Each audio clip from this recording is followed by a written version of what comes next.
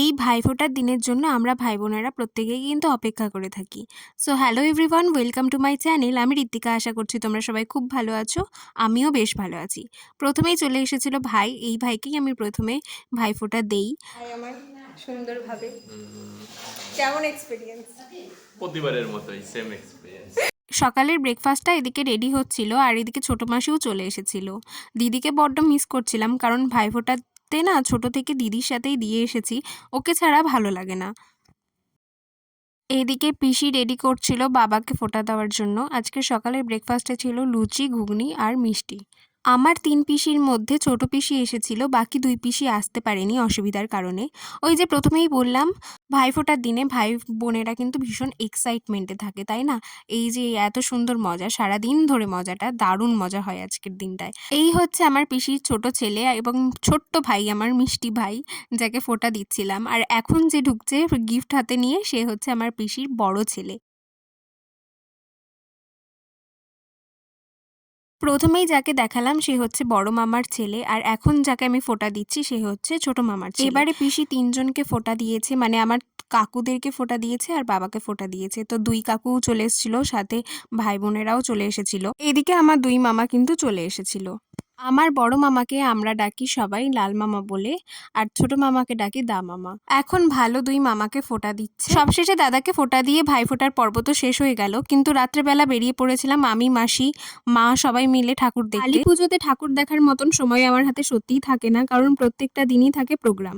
সেই কালী পুজোর দিন একটুখানি ঘুরেছিলাম, আর আজকে আবার বেরিয়ে পড়েছি। আজকে প্রথমেই চলে গেছিলাম শক্তিশ্রীতে, আর সেইখানকার যদি অরিজিনাল ভয়েস না দেই তাহলে তোমরা সেই থিমটা বুঝতে পারবে না।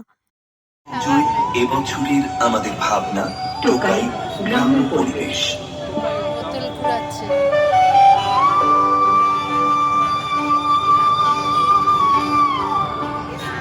ওদের নাম টোকাই, রাস্তায় যাদের ঘর যে যায় আর বাতিল খেলনা হয়ে ওঠে ওদের ধর্মরত্ন।